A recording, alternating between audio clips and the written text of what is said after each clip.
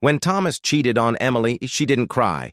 She didn't beg. She just smiled and walked away. What no one knew was that silence can be the sharpest revenge. This isn't a story about screaming or fighting. This is the story of a woman who turned heartbreak into quiet justice. The Emily who used to tiptoe around his moods was gone. The turning point came 3 weeks later. She hosted a dinner. She invited Thomas.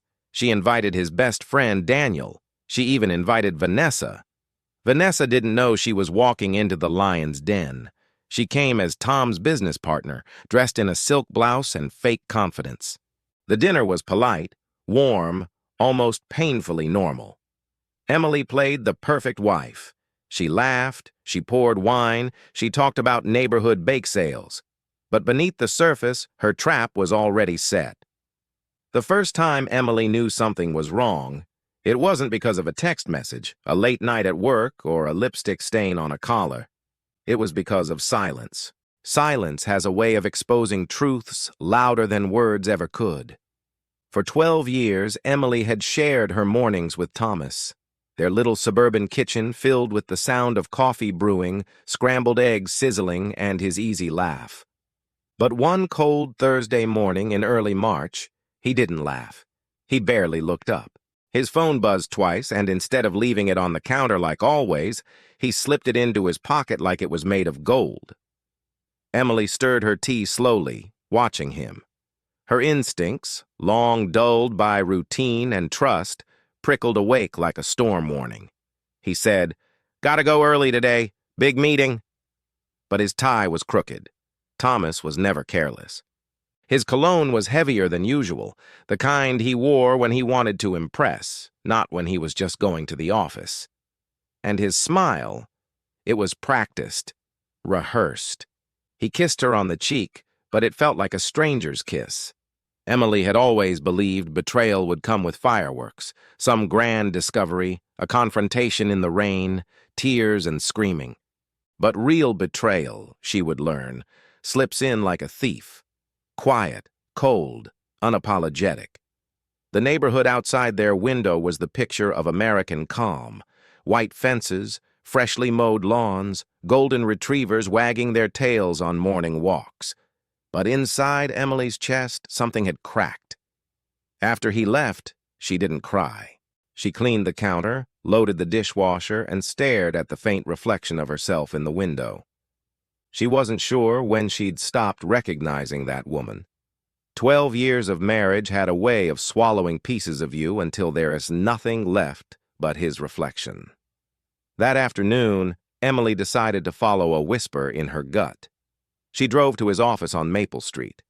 She wasn't expecting anything dramatic, just reassurance. Maybe she was overthinking. Maybe she was the problem. But when she arrived, his car wasn't in the lot. She checked her watch, 12:37 p.m. She parked down the street, engine off, hands clenched around the steering wheel. After 20 minutes, a familiar black SUV pulled into the lot. Not his. Thomas stepped out of the passenger side. And then she saw her. A woman with dark hair, laughing too freely, touching his chest like she belonged there. Emily's breath caught. They didn't walk toward the office. They crossed the street, hand in hand, toward the Willow Inn, a small boutique hotel tucked behind a row of trees. Her heart was a storm. Every step they took together shattered another piece of the life she thought she had.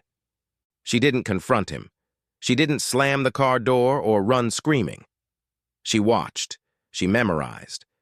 And in that silence, something inside Emily Miller changed. The version of herself that begged to be loved died quietly in that parking lot. What rose instead was colder, sharper, patient. When Thomas came home that night, smelling faintly of someone else's perfume, Emily greeted him with the same soft smile she'd worn for years. "How was your big meeting?" she asked. He kissed her forehead, loosened his tie, and said, "Long. I'm exhausted." She poured him a glass of wine. In that moment, she decided he would never see her coming. Emily's revenge didn't start with fury. It began with routine. She cooked his favorite meals. She laughed at his empty jokes. She tucked her pain away behind steady eyes and steady hands. But she also started documenting everything: dates, times, hotel check-ins, the woman's name, Vanessa Collins. She found it on his unlocked tablet one night when he was in the shower. She didn't confront. She collected. She called her friend Mara, a quiet lawyer who had once gone through her own storm of betrayal. Mara's voice was steady on the other end of the line. "Emily," she said, "if you're going to burn down the house, do it with a lighter in one hand and the insurance policy in the other." That night, Emily opened a folder on her laptop called Budget 2020. Inside, she stored every screenshot, every recording, every piece of evidence. The betrayal wasn't just emotional anymore. It was becoming legal ammunition. Weeks passed. Thomas thought he was winning. He became bolder, sloppier. He'd come home late, say, "Don't wait up," and she didn't. She started taking long walks in the neighborhood, memorizing every quiet corner of their suburban world. She wasn't lost. She was planning. She remembered the woman she had been before Thomas, Emily Reed, art student, sharp tongue, fierce laugh, independent to the bone. That woman was still there, buried, not dead, and betrayal had just handed her a shovel. One night she overheard Thomas on the phone just outside their bedroom door. His voice was soft in a way it hadn't been for her in years. "I can't keep lying forever, Vanessa. I just need time. I have to make sure everything's lined up. Trust me, baby." He called her baby. Emily stared at the ceiling in the dark, listening to the betrayal happening just feet away. She felt no tears, only a strange, quiet clarity. She started taking control of her finances without him noticing. A new bank account, her own lawyer. She moved old family heirlooms to her sister's house under the pretense of decluttering. She changed the locks on the garden shed where he used to store his hunting gear and installed a hidden camera in the garage, not because she wanted to catch him there, but because she wanted control back. When the plates were cleared, Emily reached for her tablet on the counter. "Hey, Daniel," she said sweetly. "Want to see something funny?" She tapped play. The video footage from the hidden camera rolled onto the screen. It wasn't explicit, but it was damning. Thomas and Vanessa in his car. Thomas and Vanessa at the hotel lobby. Thomas whispered her name like a prayer. Daniel froze. Vanessa's face was drained of color. Thomas stammered, "Emily, what the hell is this?" She tilted her head slightly. "Evidence!" Vanessa stormed out. Daniel followed silently. Thomas tried to speak, but Emily simply walked past him, picked up her coat, and said, "You've spent months lying to me. I've spent months building my exit." She left him standing in the living room, surrounded by the ruins of the world he'd taken for granted. In the quiet of her car that night, parked by the lake, Emily exhaled for the first time in weeks. This wasn't the end. This was the beginning. Thomas didn't know yet, but Emily already had a custody lawyer, bank statements, and 3 witnesses ready. She didn't scream. She didn't throw things. She outsmarted him. Revenge, she realized, isn't loud. It's quiet, patient, surgical. And by the time he understood, it would be far too late. But after that dinner night, when Vanessa stormed out and Daniel walked away in disgust, the air in their house changed. The silence wasn't soft anymore. It was sharp, unforgiving. Thomas came home to find the kitchen spotless, his clothes folded, dinner warm, but Emily was gone. No note, no explanation, no familiar voice saying, "Welcome home." For the first time in his carefully controlled world, he felt something he hadn't felt in years. Fear. 3 days later, he found the divorce papers sitting neatly on the kitchen table. The papers weren't emotional. They were precise, cold. Every account, every asset, every clause accounted for. Emily had done her homework. She wanted the house. She wanted full custody of their son, Luke. She wanted half of everything, and she was going to get it. Thomas slammed the papers against the counter, his pulse pounding in his ears. "She's bluffing," he muttered. "She can't do this." But deep down, he knew she could. And worse, she was already 5 steps ahead of him. In a quiet apartment across town, Emily sipped tea by the window. She had moved out without telling him, choosing a place she'd found weeks earlier. It wasn't fancy, a small 2-bedroom on a quiet street, but it was hers.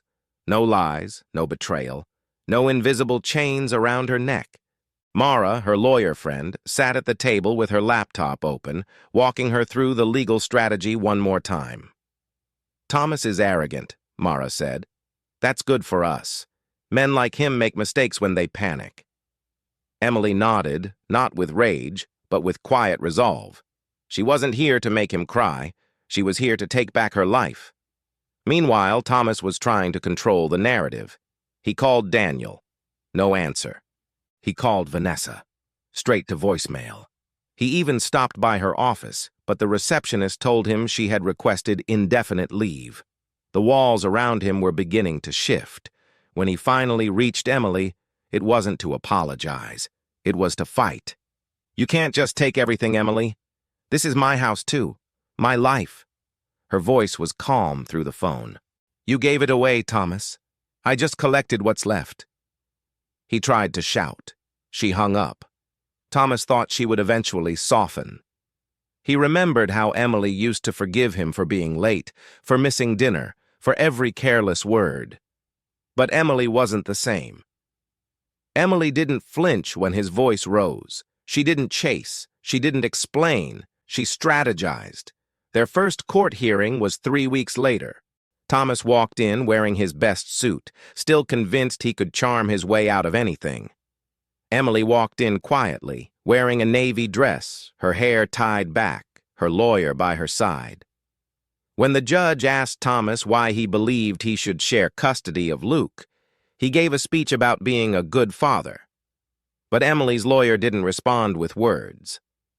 She clicked the remote. Security footage, GPS records, hotel check-ins, time-stamps of nights he wasn't home. Proof he had neglected his family. Thomas's confident smile faltered as the screen behind him betrayed every lie he'd told. Emily didn't look at him once, because she didn't need to. The truth was loud enough. Outside the courthouse, Thomas tried to confront her. "Why are you doing this to me?" She turned to him slowly. Her eyes were calm, almost eerily so. "I'm not doing anything to you, Thomas. You did this to yourself." Then she walked away, leaving him in a parking lot full of cameras and witnesses, just like she'd planned. Thomas's carefully curated suburban image began to rot from the inside. Daniel stopped inviting him to backyard BBQs. Neighbors whispered when he walked past. "Hi, S-Boss." After receiving a formal notice from Emily's lawyer about workplace misconduct, Vanessa was a co-worker after all, suspended him pending investigation. The man who once controlled every narrative now couldn't even control a rumor. And Emily hadn't raised her voice once. At home, Thomas drank more. He paced at night. He called her dozens of times, sometimes begging, sometimes cursing. She rarely answered, and when she did, her voice was steady. "Focus on the court dates, Thomas, not me." Every part of his life that used to feel secure was slipping through his fingers. The house? Already being legally transferred. His job? Hanging by a thread. His reputation? Gone. Emily didn't celebrate his downfall. She painted her apartment walls white. She started attending art classes again. She took Luke to the park every Saturday. She began to rebuild not just her life, but herself. This was never about revenge alone. It was about freedom. Desperate men do desperate things. 2 months into the divorce, Thomas showed up at Emily's apartment unannounced. He pounded on the door like a storm. "You ruined everything!" he shouted. She opened the door, not out of fear, but because she knew she was protected. Security cameras, neighbors watching, legal boundaries. She leaned against the frame. "No, Thomas, you ruined everything. I just stopped pretending." His rage cracked. Tears burned at the corners of his eyes. This was a man who wasn't sorry for hurting her. He was sorry for losing her. She closed the door quietly, locking it behind her. That click was louder than any scream. 4 months after the night everything changed, the court finalized the divorce. Emily got the house, primary custody of Luke, financial support, and her dignity back. Thomas was left with debts, a ruined reputation, and a condo he couldn't afford without borrowing from his parents.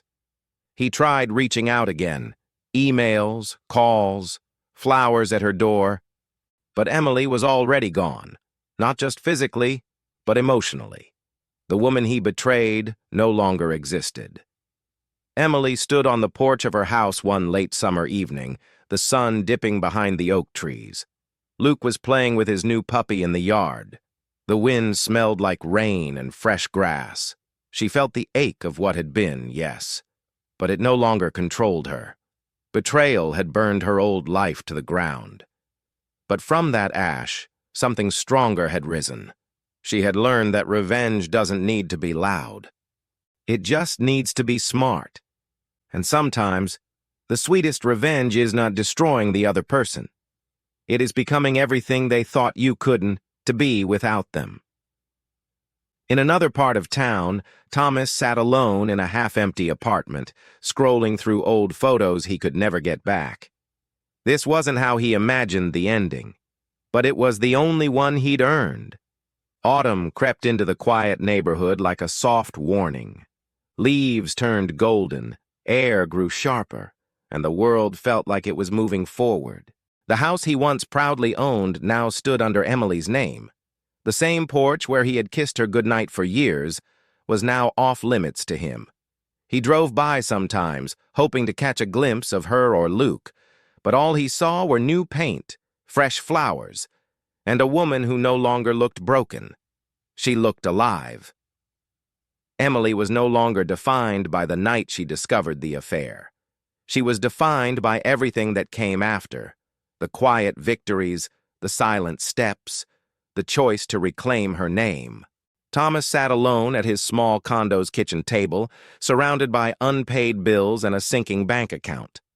The legal fees, the child support, and the mortgage debt from the house he lost. It all piled up.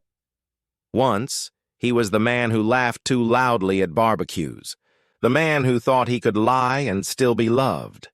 Now, he was the man people whispered about. Daniel, his once best friend, had cut ties completely. Vanessa had blocked him. His company quietly let him go after the HR complaint became public. Every door he had once taken for granted had shut in his face. And Emily? She never had to lift a finger. She just told the truth. On the other side of town, Emily had found rhythm in her new life. She started working part-time at a local gallery. She painted again, something she hadn't done since before Luke was born. Her evenings were calm. Her mornings were full of small rituals: coffee on the porch, Luke's laughter, sunlight pouring in. It wasn't perfect, but it was hers, and that made all the difference. Mara, her lawyer and closest friend, often joked, "Revenge suits you, Em. You're glowing." Emily would smile, not because she reveled in his downfall, but because she was finally living without fear. She had learned something Thomas never understood. Power isn't in shouting. It's in standing so tall that their noise can't reach you anymore. One evening, as the wind rattled the windows and Luke fell asleep early, Emily found a thick envelope slipped under her door. No return address, just her name. Inside was a handwritten letter from Thomas. His words weren't sharp anymore. They were shaky, broken. "I never thought you'd actually leave. I don't sleep anymore. I keep hearing the door close. I see you in everything, but you're nowhere to be found. Please, talk to me." Emily didn't cry. Not anymore. That chapter was closed long ago. She folded the letter, placed it back in the envelope, and tucked it into a drawer, not because she cared, but because it no longer had the power to hurt her. 2 weeks later, at a community event in town, their paths crossed for the first time since the final court hearing. Thomas looked older, tired in a way that wasn't just physical. His hair was unkempt, his hands fidgety. Emily, on the other hand, carried herself like a woman who had nothing left to prove. He tried to smile, the same smile that used to melt every argument. It didn't work anymore. "Emily, can we talk?" he asked softly. "About what?" She replied, "Us." She tilted her head slightly, almost kindly. "Thomas, there is no us anymore. You burned that bridge, and I rebuilt myself on the other side." For a brief second, something flickered in his eyes, a desperate hope. But it was swallowed by the weight of reality. She walked away, leaving him standing in a crowd that didn't care who he used to be. In small suburban towns, secrets don't stay hidden for long. And betrayals, they stain everything. Thomas had become that guy. Parents whispered when he dropped by the park. Former friends avoided eye contact at the grocery store. Even at church, he felt the weight of silent judgment. He tried dating again, but his reputation followed him. Every woman eventually learned and left. He wasn't just losing Emily anymore. He was losing the carefully constructed mask he wore for years. Meanwhile, Emily's art caught the attention of a local gallery owner. One of her paintings, a storm breaking into sunlight, was selected for an exhibition. She stood there that night, in a navy dress, surrounded by warm light and soft music, realizing she was living a life she had never imagined. She didn't need validation. But standing in that gallery, with her son smiling proudly at her side, she finally felt whole. She wasn't someone's wife anymore. She was Emily Miller, artist, mother, survivor, and woman who rose from ashes with grace. In contrast, Thomas's world kept shrinking. The condo was almost in foreclosure, the bar tabs kept piling up, the nights got longer. His friends, once loyal, were gone. His parents stopped bailing him out, tired of excuses. One rainy night, he sat in his car outside Emily's house, watching warm light spill through her living room windows. Luke's laughter echoed faintly. She was hosting a small dinner with friends. She looked happy, and he looked like a man staring at everything he'd lost. For the first time, Thomas didn't feel angry. He felt empty. Weeks later, he sent her one last voicemail. "Emily, I get it now. I really do. I destroyed everything. You don't have to forgive me. I just wanted to say, you were the best thing that ever happened to me. And I'm sorry I wasn't smart enough to realize it sooner." Emily listened to it once, then deleted it. Some stories don't end with reunions. Some end quietly, because healing doesn't always make noise. A year later, Emily stood at the same porch where she had once begged for honesty. But this time, she didn't beg for anything. Her art career was growing steadily. Luke was thriving, and a new chapter was waiting for her. Not with desperation, but with strength. She wasn't defined by betrayal anymore. She was defined by how she walked through it. Thomas faded into the background like a shadow that no longer cast fear. His name no longer made her heart ache. It made her stronger. Revenge isn't always about destroying someone else. Sometimes it's about building yourself so high that their downfall is just a footnote in your story. Emily didn't scream. She didn't fight. She just became everything Thomas thought she couldn't be without him, and that was the loudest revenge of all.